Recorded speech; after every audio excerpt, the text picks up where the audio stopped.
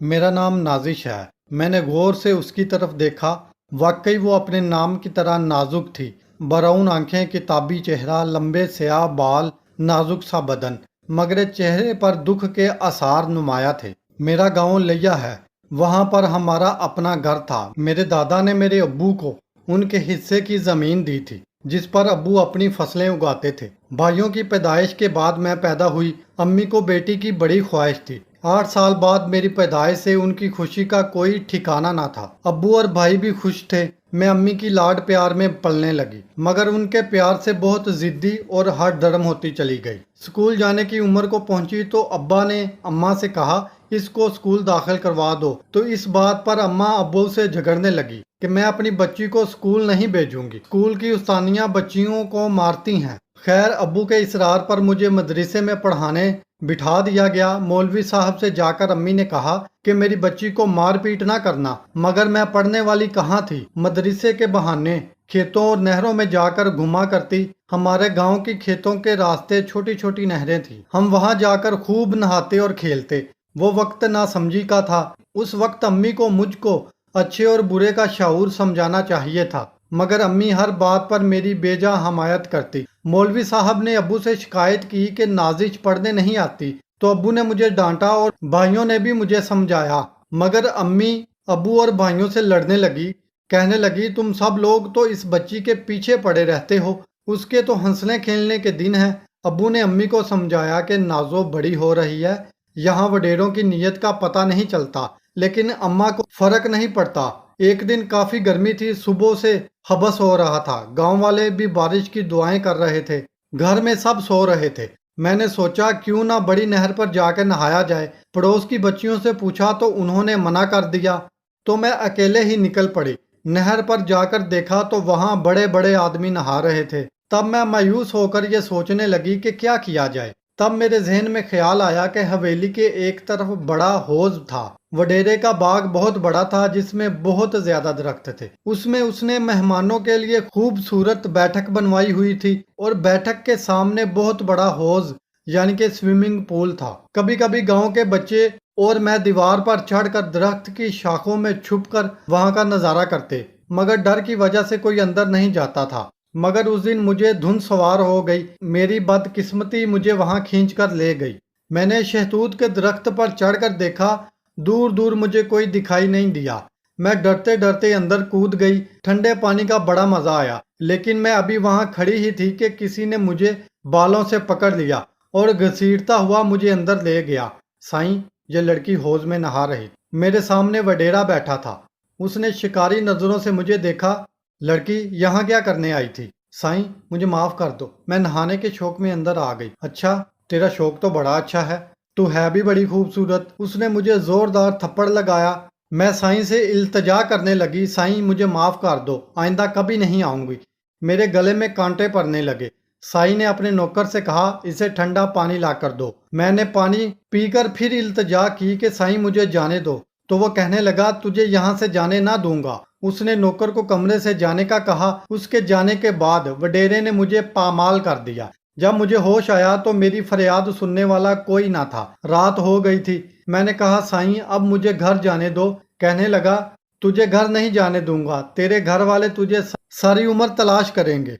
मुझे इंजेक्शन लगा दिया गया और मैं दोबारा सो गई। जब मुझे होश आया तो मैं एक कमरे में बंद थी। मुझे लगा कि यह गांव नहीं बल्कि गांव से बाहर की कोई जगह है। यहाँ दूर दूर से कुत्तों की भौंकने की आवाजें सुनाई दे रही थी। थोड़ी देर बाद मुझे नाश्ता दिया। साईं भी आ गया तो मैंने उसके पांव पकड़ लिए। साईं ने कहा, तेरी जगह मेरे पांव में नहीं, मेरे दिल में है। मैंने जब से तुम्हें देखा है तेरा दीवाना हो गया हूँ। मैं तुझसे निकाह करूंगा, तुझे अपने दिल की रानी बना के रखूंगा। चाहूं तो तुझे रखेल बना दूं, मगर तू मेरे दिल को भा गई है। 2 दिन बाद मैं फिर आऊंगा, वापसी पर आकर निकाह करूंगा। फिर वो चला गया। मैंने पूरे कमरे में घूम कर देखा, शायद कहीं से बाहर निकलने की कोई जगह मिल जाए, मगर यहाँ कोई जगह न थी। दूसरे दिन वडेरा आया। उसने मुझे हुक्म दिया कि मैं नहा धो के तैयार हो जाऊं। नौकर मौलवी को लेकर आ गया। निकाह न करती तो सारी उम्र इसी कमरे में बंद रहती। वो बहुत खुश था। होता भी क्यों ना, 50 साल बुढ़े को 16 साल की खूबसूरत लड़की मिल गई थी।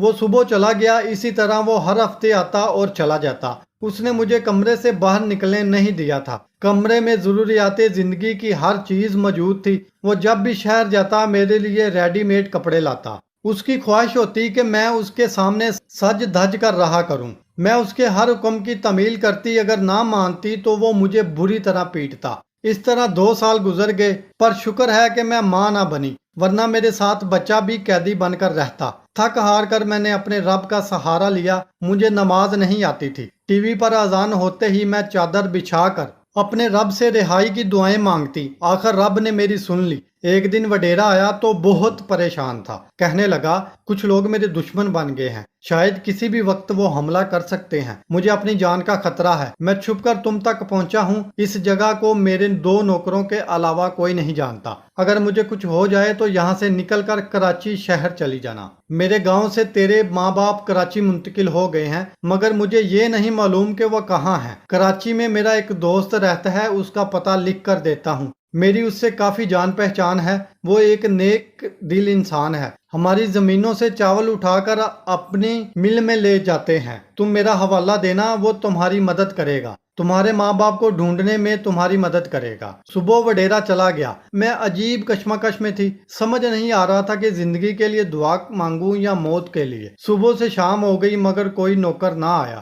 میں سوچ رہی تھی اگر وڈیرے کو کچھ ہو گیا اور اس کے ساتھ اس کے نوکر بھی مارے گئے تو میں ساری زندگی اس کمرے سے باہر نہیں نکل پاؤں گی۔ میں نے اپنے رب کے آگے گڑ گڑا کر دعا کے لیے جھولی پھیلا دی تو دروازے پر دستک ہوئی۔ مجھے ایک نوکر نے خبر دی کہ سائیں جی قتل ہو گئے ہیں۔ نوکر بڑی مشکل سے جان بچا کر یہاں تک آیا تھا۔ اس نے کہا آپ بھی فوری یہاں سے نکلنے کا کریں۔ میں نے باہر سے دروازہ کھول دیا ہے، جلدی سے نکلیں۔ میں نے بیگ میں کپڑے اور ضروری سامان وغیرہ رکھا اور باہر نکلی۔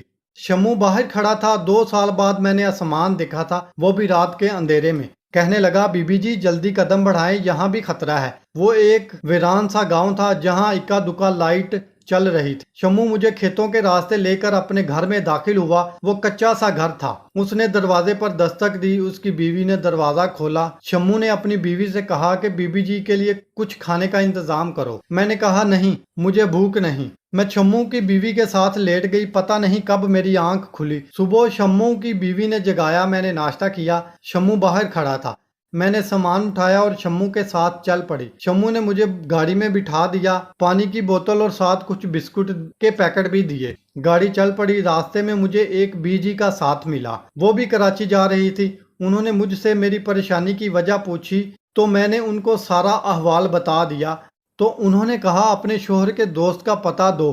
میں نے فوراً پتہ ان کے ہاتھ پر رکھ دیا تو وہ ایڈریس دے کر بولی یہ تو ہمارے ہی علاقے کا ایڈریس ہے، تم میرے ساتھ میرے گھر چلو، میں خود تمہیں اس بنگلے تک پہنچا دوں گی۔ کراچی پہنچ کر اپنے شوہر کے دوست عرفان کے بنگلے پر گئی تو انہیں ساری داستان درد سے آگاہ کیا۔ وہ میری داستان سن کر بہت حیران اور غمگین بھی ہوئے، مگر وہ کیا کر سکتے تھے؟ کرنا چاہتے تھے مگر نہیں کر پا رہے تھے۔ میں نے ان سے التجا کی کہ اللہ کے بعد آپ کا سہارا ہے، اتنے بڑے شہر میں کہاں جاؤں؟ عرفان بھائی مجھے اپنی ماں کے گھر لے گئے۔ وہ دل کے اچھے انسان تھے اور ان کی نیت بھی اچھی تھی۔ وہاں پہنچ کر ان کی ماں کو درد دل بتایا تو وہ بہت روئی۔ انہوں نے کہا کہ بیٹا جب تک میں زندہ ہوں تم میری بیٹی بن کر رہو گی، اور پھر انہوں نے واقعی مجھے ماں بن کر دکھایا۔ اپنی اولاد سے زیادہ مجھے پیار دیا۔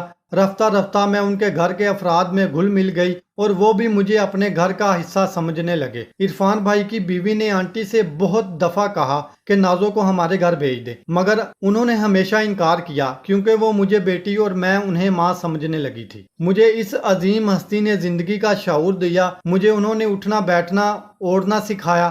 اس دوران جب میری عدت پوری ہوئی تو انہوں نے میرا نکاح اپنے ڈرائیور سے کر دیا۔